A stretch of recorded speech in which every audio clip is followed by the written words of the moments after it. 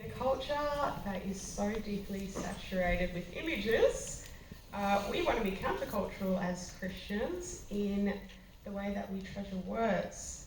Because our God has chosen human language, words, as his means of communication. That is the Bible. To that end, one thing we're hoping to encourage each other to be doing is to read. And also beyond weekend away. So we're going to be doing just that by hearing a few book reviews. And these books are at the bookstall, so go there straight after. It's going to be one book review today and then one tomorrow? Yes, that is correct. So we'd like to invite Paul up.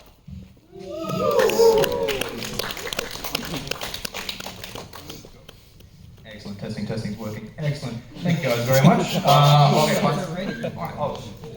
Wait, Q&A? It's a Q&A style, mate. Come on. So who are you, Paul? I'm Paul Facey, a fellow congregant at and a Parramatta Eels supporter. We were robbed last night. What do you do during your week?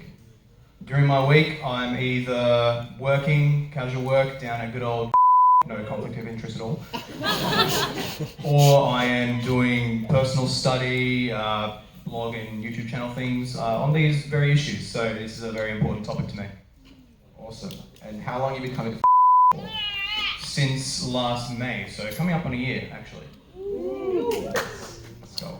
Alright, well, take it away. Excellent. Thank you very much, Noah and Rose. So, I need to speak on this because I believe I have about 3 to 5 minutes or so, if I'm not mistaken. Excellent. So, as we mentioned, good old bookstore back there, plenty of fantastic books here, including, in particular, Knowing God. And this is not just a phoned-in review where, I've got to review a book and I've just got to do it. This is one I've read quite a bit through, and I can heartily recommend it very much. To start with, who's the author? J.I. Packer. He is a Canadian-born Anglican theologian with a very heavy evangelical persuasion, so very much sympathetic with what we do here. And he is very rightly regarded as one of the most influential evangelical theologians in the world. He only died recently in 2020. And this book in particular is among his most well-known, and for very good reasons. To summarize, it is more or less, in his own words, a sort of catechism or catechism plus. And for those who don't know what that means, it basically means an instruction manual in the faith, particularly for people who are brand new to the faith. So some people may have heard of things like the Westminster Larger Catechism or the Shorter Catechism or any number of others. And to begin with, in sum, it goes through the doctrine of God, and it tries to do so in such a way that it's not going to fly over the heads of people who aren't interested in the academic gibberish like I am, hello. And it actually tries to demonstrate why it's actually necessary for all Christians, all believers, to really be in deep into this area of the doctrine of God. And so it's got a large number of chapters, but they're divided into 3 parts. The first part regards first things, how we need to orient ourselves to the study of the knowledge of God, and particularly the very first chapter itself, which is really worth its weight in gold, where it actually asks us why we ought to actually study theology, and it goes over the very common concerns that this is just stuff that people with highbrow academic interests, again, hello, are interested in. But it's actually necessary and important for everybody.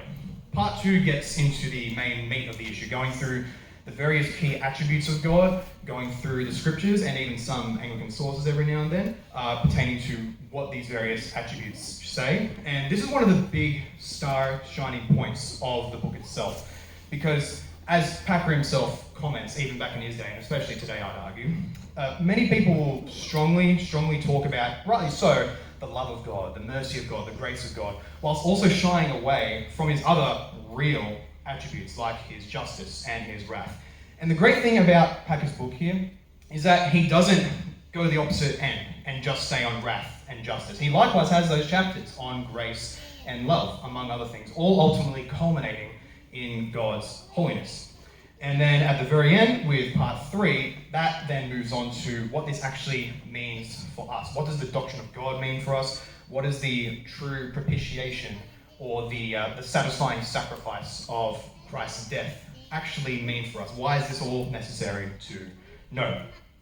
And so, in light of all that, this is really a fantastic rundown of the doctrine of God. I actually recommend it. Certain books, most books really, are really only recommended for certain groups, certain demographics. Some books are recommended probably just for beginners in the faith, others of the very high academic interest. This one I can recommend all across the spectrum, both for brand new believers who do not have a grasp on the doctrine of God just yet, because they absolutely should know it, but even for those of the very high academic interest in the Christian world, because it is very easy, and I know from experience, to be all caught up in all these things about studying the languages, the cultural context, this and that, and yet to actually be lost in who is God and what has he actually done for me, and what is he doing for me, and what will he do for me.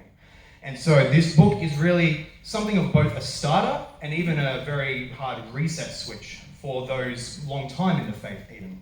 And to really give a demonstration of the true excellence of this book, I'm actually going to read a short paragraph from the very first chapter on why we ought to study theology.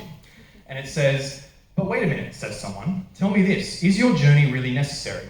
In Spurgeon's day, we know people found theology interesting, but I find it boring. Why need anyone take time off today for the kind of study you propose? Surely a layperson at any rate can get on without it. After all, this is the 20th century, not the 19th. This came out in the 20th century, by the way." A fair question, but there is, I think, a convincing answer to it. The questioner clearly assumes that a study of the nature and character of God will be unpractical and irrelevant for life. In fact, however, it is the most practical project anyone can engage in. Knowing about God is crucially important for the living of our lives, as it would be cruel to an Amazonian tribesman to fly him to London and put him down without explanation in Trafalgar Square and leave him, as one who knew nothing of English or England, to fend for himself. So we are cruel to ourselves if we try to live in this world without knowing about the God whose world it is and who runs it. The world becomes a strange, mad, painful place, and life in it a disappointing and unpleasant business for those who do not know about God. Disregard the study of God, and you sentence yourself to stumble and blunder through life blindfold, as it were, with no sense of direction and no understanding of what surrounds you. This way you can waste your life and lose your soul. And so I highly recommend this book to anybody with even a marginal interest in the Christian faith, because the study of God really is essential. Thank you.